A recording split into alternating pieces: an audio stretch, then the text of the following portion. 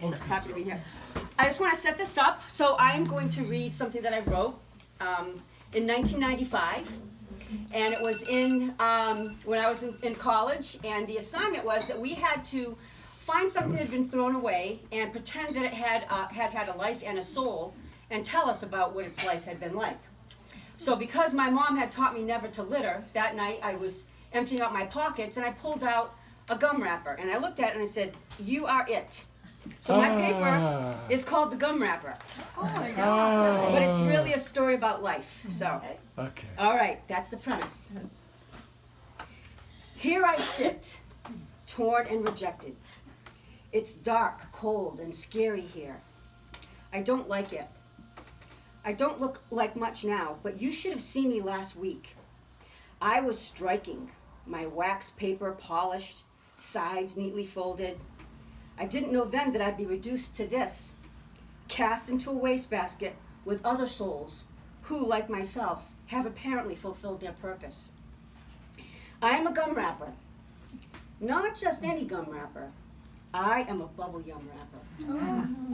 Now, for those of you who aren't gum connoisseurs, let me impress upon you the difference between bubble yum and other gum. You see, a person who chews bubble yum is looking for serious bubble action. I mean the biggest bubbles around.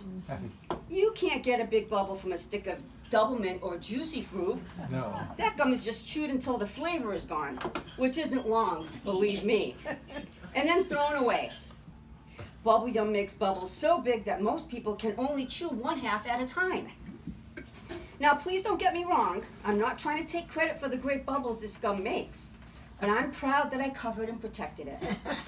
I kept the gum fresh for months in the warehouse, waiting until we made it to the store shelf. Without me, the gum would stick to everything. Without me, it would become stale and hard. I was especially thrilled to cover a brand new flavor, cotton candy. The gum was a lovely shade of lapis blue with a splash of hot pink in the center. I knew that we wouldn't sit on the store shelf long. I was right. Within days, a woman with well-manicured nails took us home to her 6-year-old daughter. I use the term us because there were 4 other rappers in the pack with me. We were pretty close to each other, physically and emotionally. Unfortunately, we quickly lost touch with one another once the pack was opened. It reminded me of graduation day from Pulp Tech. My gum wrapper buddies and I had every intention of staying in touch, but time went by and we ended up going in different directions. That's how it is with gum wrappers. As close as I was to the other rappers, it doesn't begin to compare with the relationship I had with the gum. It wasn't something I planned. It just happened. In the beginning, it was awkward for the both of us. We were virtual strangers thrown together. I sensed the other rappers felt the same way, but nobody wanted to talk about it. As time went by, the gum and I became closer and closer. I was happy because I had heard of other rappers who were matched with gum they couldn't relate to at all. I had been warned not to get too attached because we would eventually be separated, but I couldn't help it. Yeah. Then it happened. Oh.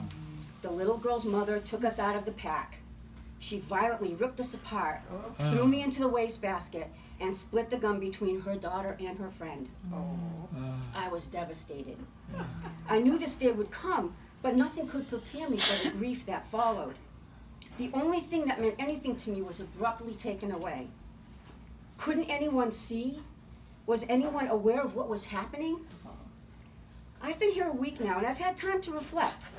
It's true that I missed the gum, but what's more important is that we had that time together, and we were happy.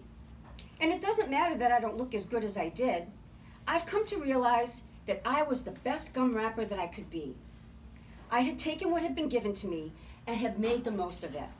Isn't that the best anyone can hope for? Yeah. So, I guess this is the end of the line for me. Or maybe not. I've heard about something called recycling.